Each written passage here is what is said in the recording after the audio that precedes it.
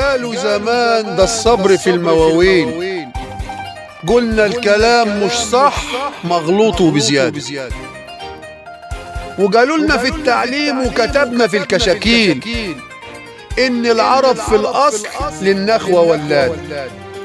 يا خسارة على المكتوب،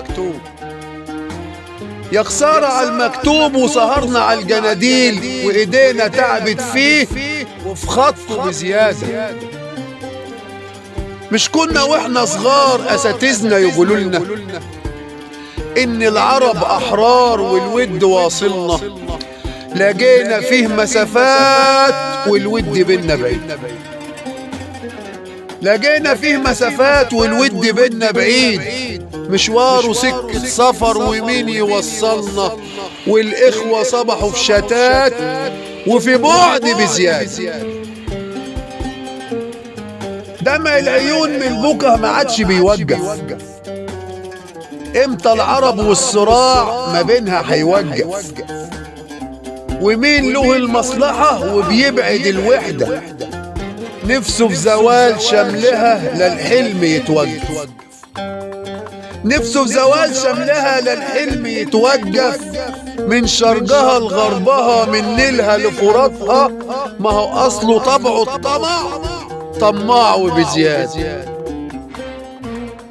مش ده العدو يا بشر اللي احنا عارفينه، قريناه زمان في الكتب في دروسنا واخدينه، وعينيه على أرضنا بيلف حواليها، ومراده إنه يكون هو الوحيد فيها.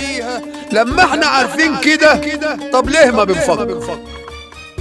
لما احنا عارفين كده طب ليه ما بنفكر؟ ويكون ما بيننا قرار ولبعضنا نوقع، نمسك زمام الأمور من قبل ما يفلت، علشان يا ناس لو فلت هتسوق وبزيادة. من اللي الكلام يستمع ده كلام وله معنى، محتاج لناس تفرزه وبالأمور تعنى. العصبة عند الشدايد ما في حد يكسرها، وطبيعي وقت اللزوم بيكون لها قرارها، لكن بوضع العرب يؤسفني يا سادة، قالوا زمان الصبر في المواويل، قلنا الكلام مش صح مغلوط وبزيادة.